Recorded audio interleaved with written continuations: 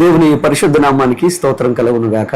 దేవునితో ఈ దినం అనే కార్యక్రమంలో ఈ ఉదయకాలం ముందు మీతో కలిసి కొద్ది నిమిషాలు దేవుని యొక్క వాక్యాన్ని ధ్యానం చేయడానికి ఇచ్చిన కృపను బట్టి దేవుని నామాన్ని గణపరుస్తున్నాను, దేవుని నామాన్ని స్తుతిస్తున్నాను.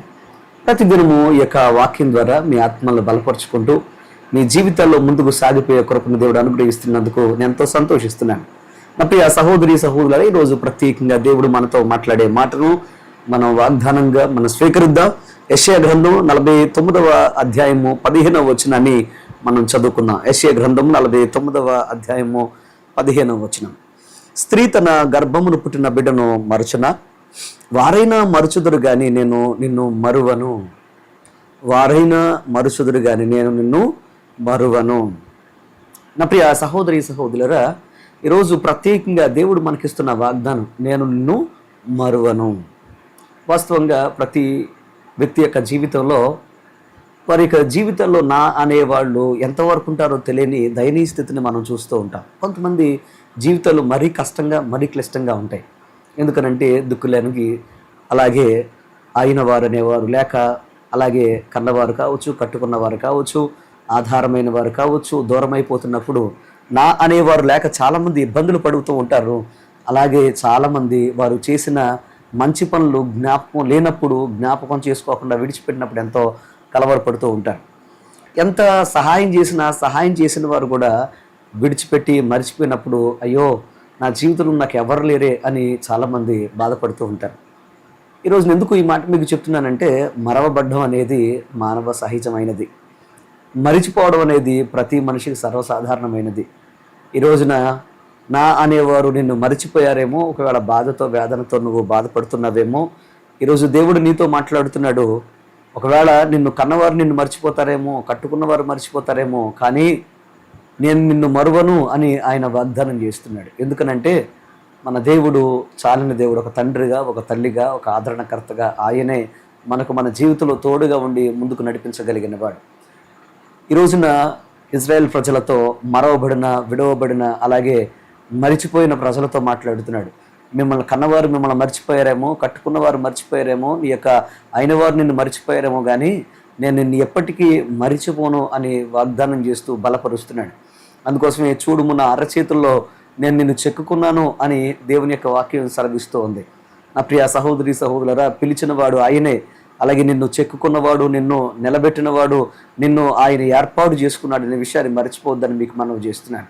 ఆయన చేతుల్లో నువ్వు ఉన్నప్పుడు నీకు క్షేమము, ఆనందం ఉంటుంది. ఆయన నిన్ను మరిచిపోకుండా నీకు కావలసిన సహాయం చేసి ఆయన నిన్ను ఆశీర్వాదకరమైన పాత్రగా మలచగలరు. ఈరోజు ప్రత్యేకంగా ఆదికాండము 8వ అధ్యాయం 1వ వచనాన్ని మనం గమనిస్తే, నోవాహు అక్కరలో ఉన్నప్పుడు, తన జీవితంలో నోవాహు ఒంటరిగా ఉన్నప్పుడు నోవాహుని మరిచిపోకుండా దేవుడు కాపాడాడు. ఈ లోకం అంతా చెడిపోయినప్పటికీ లోకంలో ఎవ్వరూ మంచివారు లేరు. అయితే నోవాహు ఒక్కడే నీతిమంతుడిగా ఉన్నాడు. అలాగని దేవుడు విడిచిపెట్టాడంటే లేదు.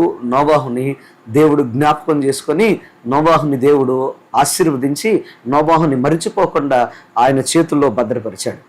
ఈరోజు ఆయన యందు విశ్వాసం కలిగిన వారిని ఎన్నడూ కూడా ఆయన మరిచిపోయే దేవుడు కాదు, జ్ఞాపకం పెట్టుకుంటాడు. అలాగే నువ్వు చేసిన మంచిని జ్ఞాపకం పెట్టుకుంటాడు, నువ్వు చేసిన మంచి కార్యాలు జ్ఞాపకం పెట్టుకుంటాడు, అలాగే నువ్వు చేసిన ప్రార్థనలు జ్ఞాపకం పెట్టుకుంటాడు. ఈరోజు నన్నెవరు జ్ఞాపకం చేసుకుంటారు, నన్నెవరు పట్టించుకుంటారు నువ్వు అనుకుంటావేమో, నీతోనే దేవుడు మాట్లాడుతున్నాడు. ఈరోజు ప్రత్యేకంగా ఆయన మాట నిన్ను బలపరుస్తుంది, ఆయన మాట నిన్ను స్థిరపరుస్తుంది, ఆయన మాట నీకు జీవితాన్ని ఇస్తుందనే విషయాన్ని మర్చిపోవద్దని మీకు మనం చేస్తున్నాను.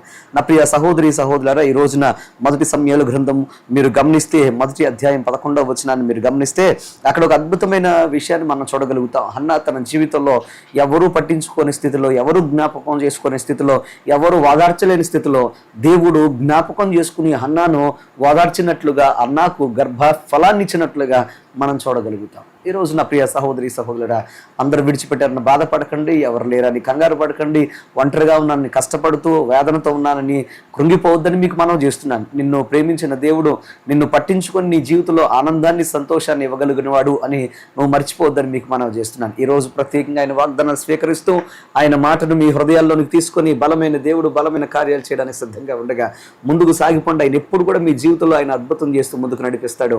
ఈ ఉదయకాలం ముందు మీరు ఏ కలవరంతో ఉన్నాను, నన్ను ఎవరు పట్టించుకుంటారు అని మీరు ఒకవేళ బాధతో వేదనతో ఉన్నట్లయితే ఆయన నీకు వాగ్దానం చేస్తున్నాడు. ఈరోజు అందరు మర్చిపోయినా నిన్ను మర్చిపోకుండా నిన్ను జ్ఞాపకం చేసుకొని ఆయన చేతుల్లో నిన్ను చెక్కుకొని ఆయన చేతుల్లో నిన్ను నిలబెట్టి నీకు ఒక అద్భుతమైన రూపాన్ని అలాగే స్వరూపాన్ని ఇచ్చి నిన్ను ముందుకు నడిపిస్తాడు. నువ్వు చేసే ప్రతి ప్రయత్నాల్లో ఆయన తోడుగా ఉంటాడు. నీ వ్యవసాయంలో, నువ్వు వ్యాపారంలో, నువ్వు ఉద్యోగంలో, నువ్వు చేతి పనుల చదువులో అన్నిట్లో తోడుగా ఉండి నిన్ను భద్రపరిచి నిన్ను ఆశీర్వాదకరమైన పాత్రగా మలుస్తాడు.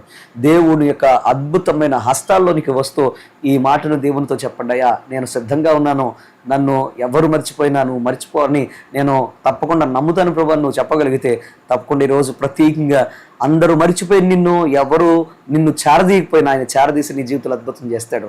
దేవుడు ఈ వాక్యం ద్వారా మిమ్మల్ని భద్రపరిచి బలపరిచి దీవించి ఆశీర్వదించను గాక. ఆమేన్. ప్రార్థన చేసుకుందాం. కళ్ళు మూసుకోండి. మా పరమ తండ్రి నీ కొందరు స్తోత్రాలు, నీ వాక్యం సెలవిస్తున్న మాటను మేము జ్ఞాపకం చేసుకుంటాం. అవును ప్రభు, ఈ లోకంలో అందరూ మర్చిపోయినా మమ్మల్ని మర్చిపోయే దేవుడు కాదు అయ్యా. లోకం మర్చిపోయినా మమ్మల్ని మర్చిపోయే దేవుడు కాదు. నీ వాక్యం సెలవిస్తున్నట్లుగా ప్రభు నీ కొందలైనా ఒకరిని తల్లి ఒకరిని మరిచినా కానీ నేను నిన్ను మరునన్నావు. ఈ రోజు నా నీ కొందాలు ప్రభా మీరు తండ్రిగా తల్లిగా ఉండి అయ్యా నీ కొన్న దిక్కు లేకుండా రాని దశ లేకుండా దిశ లేకుండా అయ్యా ఆధారం లేకుండా ఎంతమంది అయితే కలవరపడుతున్నారో వారందరిని మీరు జ్ఞాపకం చేసుకోండి. అయ్యా నేనేం చేయగలను, నన్ను అందరూ మర్చిపోయారు అనుకుంటూ ఒకవేళ బాధపడుతున్నారేమో నా ప్రియ సహోదరులు అటువంటి వారిని ప్రత్యేక నీ చేతులకు అప్పుడు ఇస్తున్నాను. మీరే బలపరచండి, మీరే తండ్రిగా తల్లిగా మీరే పోషకుడుగా ఉండి ముందుకు నడిపించండి. ఏ కష్టం కానీ కన్నీరు కానీ ఎటువంటి గలిబిలు కానీ ఎటువంటి ఇబ్బంది కానీ దరిచేరకుండా మీరే సహాయం చేసి ఒక ఘనమైన పాత్రగా నిలబడే కృప భాగ్యమించని అనేక మందుల గొప్ప సాక్షులను పెట్టమని సమస్త మహిమ ఘనత నీకు అర్పిస్తూ పరిశుద్ధాత్ముడ నీ ఆత్మస్వాదులు ప్రతి ఒక్కరిని మీరు తీసుకుని దినమంతా కూడా ఈ ఉదయకాలం ముందు మీరు తోడుగా ఉండి దినమంతా గొప్ప విజయాలతో నింపమని యేసు నామమున అడుగుచున్నాం తండ్రి. ఆమేన్. God bless you. దేవుడు మిమ్మల్ని అందరిని దీవించి ఆశీర్వదించును గాక. ఆమేన్.